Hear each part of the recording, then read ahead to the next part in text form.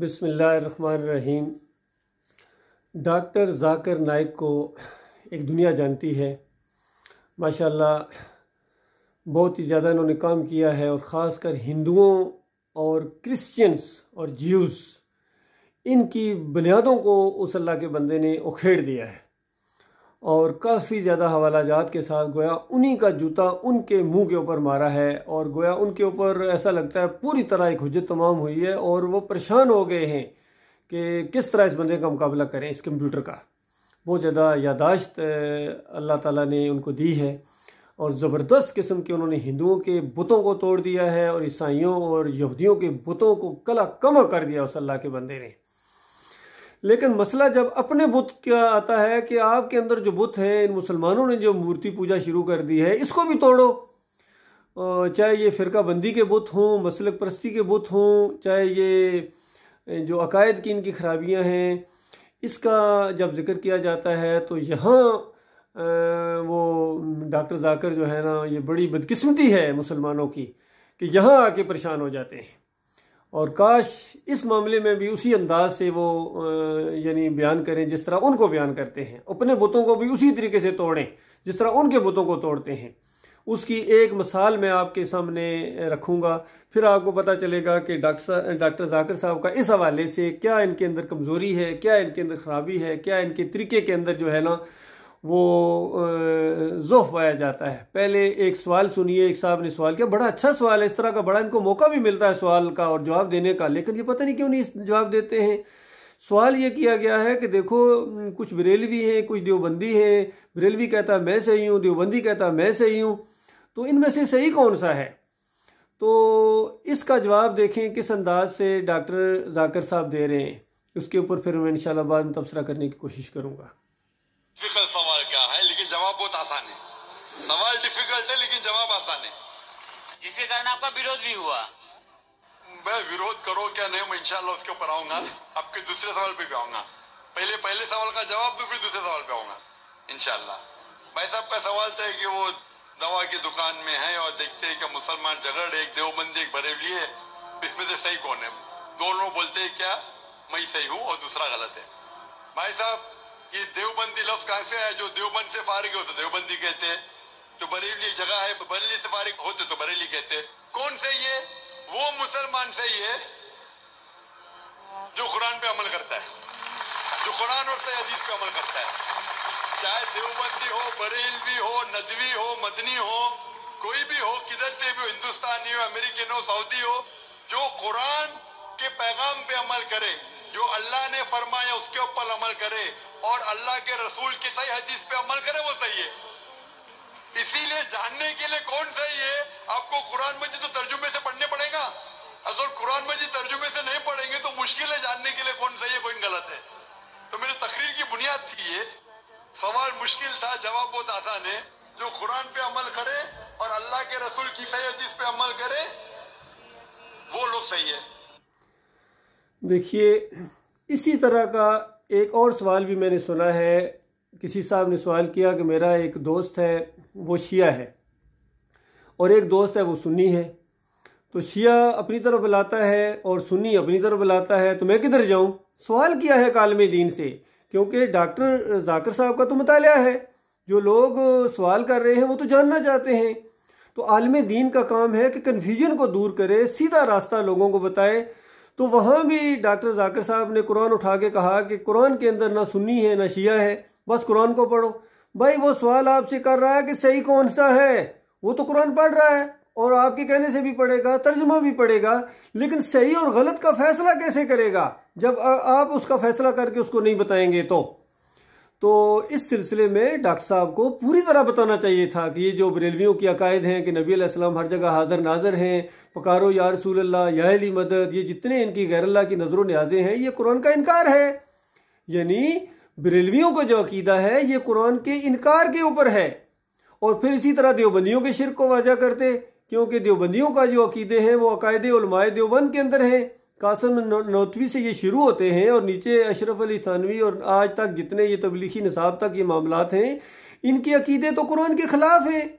शिरक अकीदे हैं, वास्ते वसीले का शिरक इनके अंदर है, गैर अल्लाह की पुकारों का शिरक इनके अंदर है। इसी तरह एक खातून ने एक दफ़ा इनसे सवाल किया था, वो भी बड़ा मशहूर सवाल हुआ था। उसने भी यही बात कही थी कि देखिए ये जो लोग हैं तबलीगी निसाब पढ़ते हैं तो इसके अंदर तो कितनी ऐसी रवायतें हैं, वाक़यात हैं जो शिरकिया हैं और कुरान के ख़िलाफ़ हैं, तो आप इसके बारे में क्या कहते हैं। तो वहाँ भी पहले हालांकि इकरार भी किया, हाँ कुछ हैं, लेकिन साथ ही कहते हैं कि लेकिन इसका ये भी मतलब नहीं है कि आप इनको बिल्कुल कंडम कर दें और अपने से दूर कर दें और ये कर दें और वो कर दें। तो अपने भाइयों के साथ जुड़ के इस अंदाज से, तो ये देखिए ये हक और बातिल को मिला के ना पेश करो। इसी तरह जब उसने सवाल किया है कि सुन्नी सही हैं या शिया सही हैं, तो जहाँ सुन्नियों के अकीदों की जो शिरकी अकीदे हैं वो उनको बताएं, इसी तरह शियों के अकीदे भी जो मुशरकाना अकीदे हैं, या अली मदद कहना, फिर 10 मुहर्रम की सबीलें लगाना, फिर इनके अंदर भी तावीज़ गंडा है, फिर इमामियत का जो अकीदा इनके अंदर है, शायद ही इससे ज़्यादा ख़तरनाक और इससे ज़्यादा कोई मुशरकाना अकीदा शायद ही ज़मीन के ऊपर रहा हो। क्योंकि शियों का ये बुनियादी अकीदा है कि हमारे जो इमाम हैं ये अम्बिया से भी ऊपर हैं और फिर आलमुल गैब हैं, हमारे अमाल उनके ऊपर पेश होते हैं। तो इस तरह का कि सारा अकीदा, इनकी नमाज मुख्तलिफ, इनकी अजान मुख्तलिफ, इनका सलाम मुख्तलिफ, इनके सलाम के जवाब मुख्तलिफ। तो बताइए सारी चीज़ें कौन बताएगा? आलिम दीन का काम है बताना। ये कह देना कि बस जी कुरान पढ़ लो जी, कुरान पढ़ लो जी, बस जो कुछ कुरान में वही है जी, बस अब बताइए। तो बताइए किस तरह किसी को पता चलेगा? अगर कोई इनसे सवाल करता है बताइए गुलाम अहमद कादियानी झूठा है या सच्चा है, बस जी कुरान पढ़ लो जी, बस जी कुरान पढ़ लो जी। भाई कुरान पढ़ के ही तो उन्होंने ये अकीदे बनाए हैं, कुरान की गलत तशरीह की है उन्होंने। और बरेलवी भी कुरान पढ़ते हैं, शिये भी कुरान पढ़ते हैं, देवबंदी भी कुरान पढ़ते हैं। तो ये सिर्फ तर्जमा नहीं पढ़ते बल्कि इनके अकाबरीन तो तर्जमे के साथ साथ तफसीरें लिखने वाले हैं। देवबंदियों के कितने बड़े आलम हैं, महमूदुल हसन साहब तफसीर लिखी है, मशहूर तफसीर है इनकी, अरसा दराज से सऊदी अरब से ये तोहफे के तौर पर उम्मत मुसलमान को दी जाती रही है। और इसके पहले सफ़े के ऊपर इय्याका नअबुदु व इय्याका नस्तईन की तशरीह जो महमूदुल हसन साहब ने की है, 2.5 पारे उन्होंने इसकी तफसीर किया। फिर उनकी मौत वाक़या हो गई इसी शिर्क के ऊपर, और फिर शबीर अहमद उस्मानी ने इसको पाया, तकमील तक पहुंचाया है। और अभी ये तकी उस्मानी ने उसको जदीद प्रिंटिंग के साथ उसी तरह प्रिंट करवाया है। और पहला सफ़ा आप देखें जो तौहीद की कड़ाके की आयत आई है उसको इन्होंने शिर्क के अंदर बदली कर दिया। इय्याका नअबुदु व इय्याका नस्तईन, ऐ अल्लाह हम तेरी इबादत करते हैं, करते रहेंगे, ऐ अल्लाह तुझसे मदद मांगते हैं, मांगते रहेंगे। तो महमूदुल हसन साहब लिखते हैं कि इस आयत शरीफा से मालूम हुआ कि अल्लाह के मकबूल बंदों को खालिस वास्ता रहमत इलाही समझकर, गैर मुस्तकिल जानते हुए अगर इनको भी पुकारा जाए तो ये भी अल्लाह ही को पुकारना है। तो बताओ अल्लाह के बंदो, कौन बताएगा ये बातें? अल्लाह के बंदो, ये क्या आलम दीन का फर्ज नहीं है? क्या सिर्फ इतनी बात कह देना बस कुरान को देख लो जी? भाई कुरान को देखने के बाद वो फैसला कैसे करेगा? ये उलमा का काम है कि लोगों को फैसला करके बताएं कि अल्लाह के बंदो कुरान का ये मतलब है, कुरान की ये तशरीह है। कुरान पढ़ने वाला या अली मदद कहे, कुरान पढ़ने वाला या रसूल मदद कहे, कुरान पढ़ने वाला 11वीं दे। मेरे एक अजीज थे, जब मैंने ये ईमान अकीदे की बातें रखी तो वो कहते थे आप कौन सा कुरान पढ़ते हैं? मेरे वालिद साहब जो थे वो इतने कुरान पढ़ते थे, इतना ज्यादा तर्जमे के साथ कुरान पढ़ते थे, लेकिन हर महीने की 11 तारीख को वो 11वीं जरूर देते थे। तो बताइए, वो तो खैर एक काम अनपढ़ किस्म के लोग थे जिन्होंने ये बात कही। हमारे कासिम अली शाह साहब कितने बड़े इंटेलेक्चुअल ऑफिसर्स को, बड़े बड़े पढ़े लिखों को ये क्या नाम है लेक्चर देते हैं। क्या इनको कुरान का तर्जुमा नहीं आता है?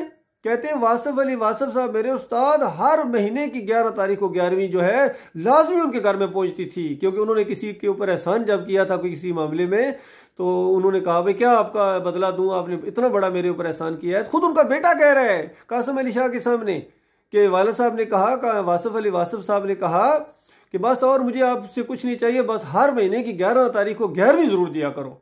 तो उनका बेटा कहता है वो लाजमी उन्होंने देना शुरू कर दी, और हर महीने की 11 तारीख को हमारे घर में जनाब वो मिठाई भेजा करते थे, हत्ता कि वासिफ अली वासिफ के मरने के बाद भी अभी तक वो सिलसिला जारी है, अभी तक हम खाते हैं इस तरह का मामला। और इस बात पर शाह साहब मुस्करा रहे, शाह साहब मुस्करा रहे। बताइए कौन बताएगा इस उम्मत को? और फिर ये सरवरे कायनात और सरवरे दो आलम और इस तरह के कीदे, और फिर बुल्ले शाह ने ये किया था, फलां ने ये किया, सारे इनकी किताबें पढ़ते हैं, उसमें से कोई ना कोई कोटेशन इनको नजर आ जाती है कि अली जवेरी साहब ने क्या खूबसूरत जुमला बोला, ओह अब्दुल कादिर जिलानी साहब ने क्या खूबसूरत, शाह वलीउल्लाह साहब ने। और उनकी किताबों के अंदर जो खुदाई के दावे होते हैं और जो अंबिया की तौहीन होती है और शिर्क और कुफ्र के वाक़यात होते हैं, वो इनको नजर नहीं आते हैं, उसके ऊपर पर्दे डालते हैं। तो अल्लाह के बंदो कौन खोल खोल कर बताएगा? कौन खोल खोल कर? ये उलमा की जिम्मेदारी है। और बनी इसराइल के उलमा ने जब ये जिम्मेदारी पूरी नहीं की तो अल्लाह ताला ने उनके ऊपर लानत की है कि इनका काम था कि इनको ड्यूटी लगाई थी कि लोगों को ये अल्लाह का पैगाम पहुंचाना है और छुपाना नहीं है, हक और बातिल को मिलाना नहीं है।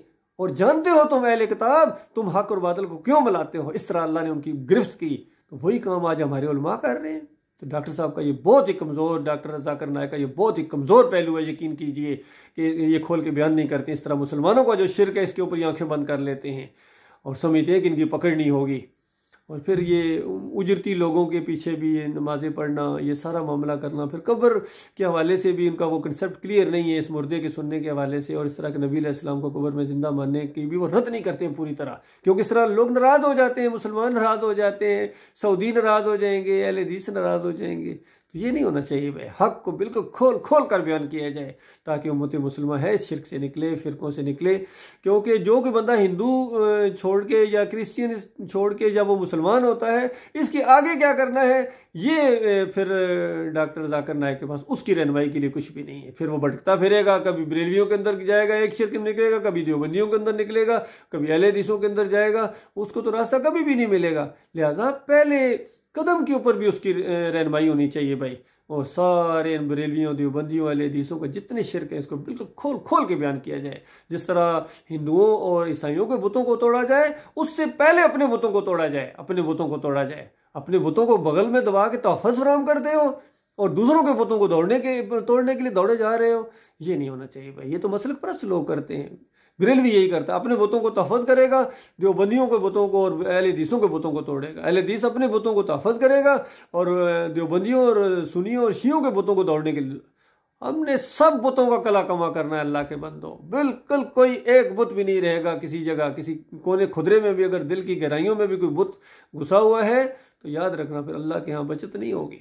गौर व फिक्र करने का ये मुकाम है। अल्लाह ताला इनको तौफीक दे। बहुत ही बासलाहियत आदमी हैं और बड़ी तकलीफ़ें उठा रहे हैं, सब कुछ है, लेकिन काश ईमान बिल्कुल इनका 100% खालस हो जाए तो फिर तो बहुत बड़ी बात है।